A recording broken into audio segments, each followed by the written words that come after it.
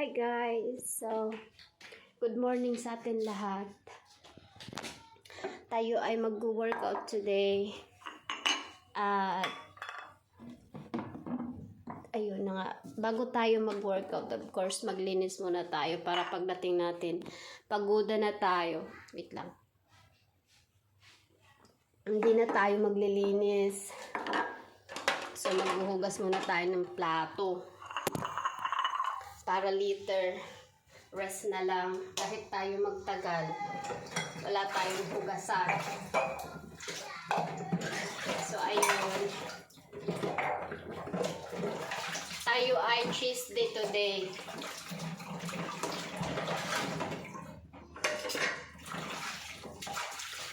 Hugas-hugas. At tayo ay magmumotor na naman. Struggle na naman ako lumiko. Pero ayun, nasabay ako sa kapatid ko. Dinadrive niya tricycle para maano ako pag matumbuyan niya. Kukumboy kami sa kanya. Pagtawid sa kalsada. Hindi ako takot mag-drive. Takot akong tumawid. At saka, takot kasi ako magasgas yung motor. Takot ako magasgas, and takot ako maipit. Yan ang kinakatakutan ko, hindi yung magpatakbo.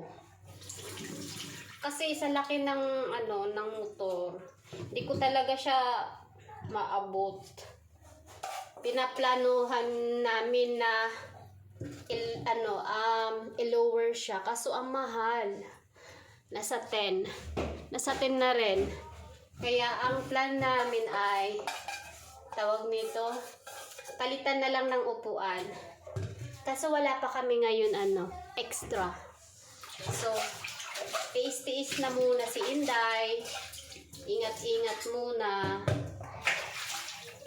Hindi naman din kasi ako nalayo pag hindi ako nalayo. Dito lang. Bahay. Tapos gym, ganun lang. At saka sa ngayon, wala pa akong tinuturuan. Wala pang nagpapaturo. Okay din lang yan kasi mataba pa si Inday. Gusto ko pa mag-workout ng aking sarili kasi ang taba ko nga. Gusto ko pa magpalakas bago ako magturo. At pumayat pa ako. Ang target ko kasi, ang hips ko ay nasa na lang 20. Then may balakang is 36 like before, and may timbang siguro nasa 40, 45 ganun. Kasi na-try ko na yung 43. Payat na ako niyan, at saka pagaan na yung pakiramdam ko. Kaya yun yung target ko lang. Hindi naman tayo lalaban. Kailangan lang natin maging healthy, ganun. At saka same time, malayo sa sakit. Mahirap magkasakit. Mas mahal yung gagastusin mo sa gamot kaysa yung mag-workout. Ang workout, ang mag-gym ay lang, mura lang. 100 daily. And ayan, magiging healthy ka na.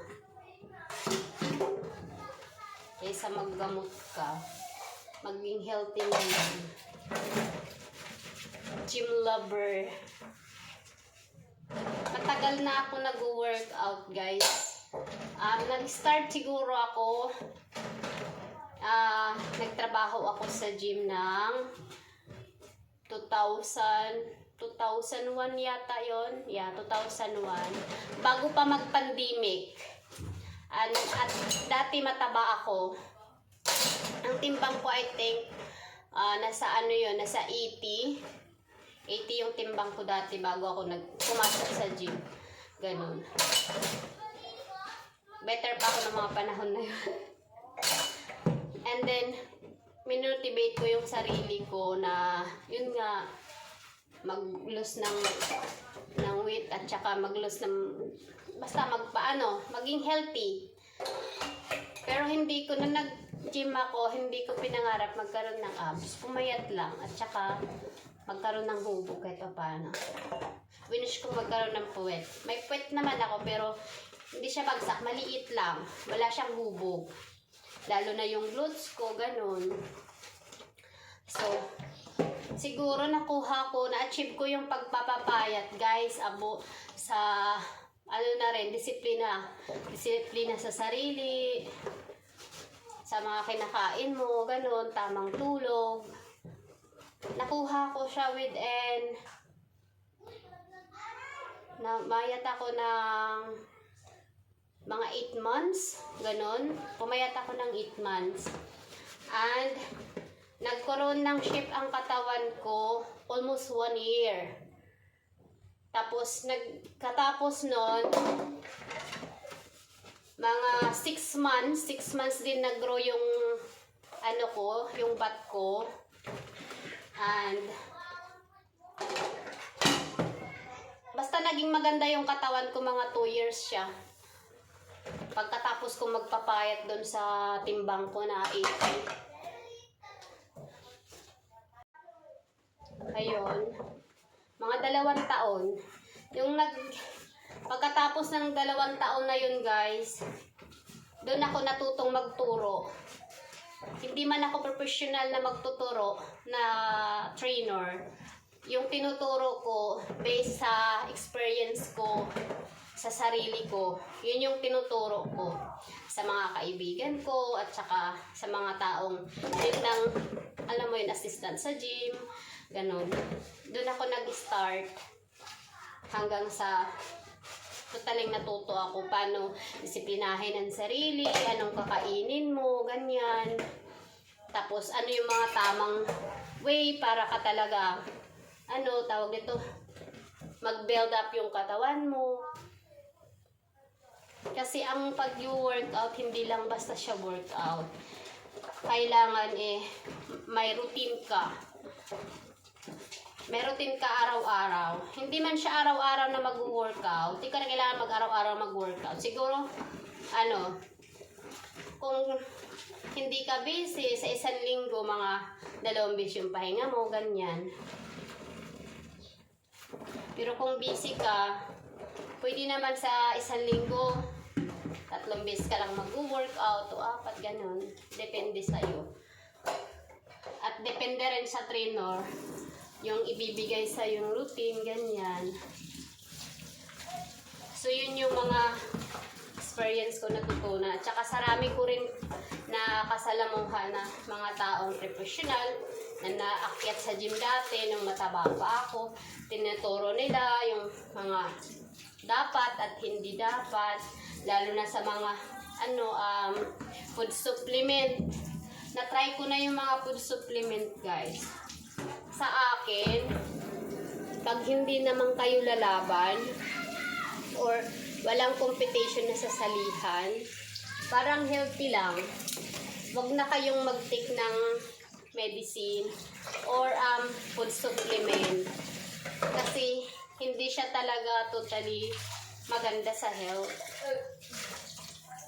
Although gabay siya sa pag-workout, nakakagana siya, at saka mabilis mag-build up yung katawan. Pero pag tumigil kayo doon, pangit yung dating.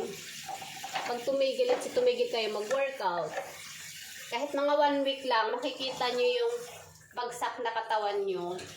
Iba talaga yung workout na wala kang tinitik.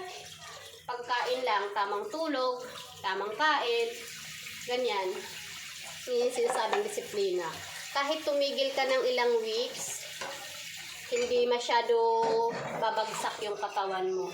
Kasi siya, yung muscle na na-build ng katawan mo, ika nga normal.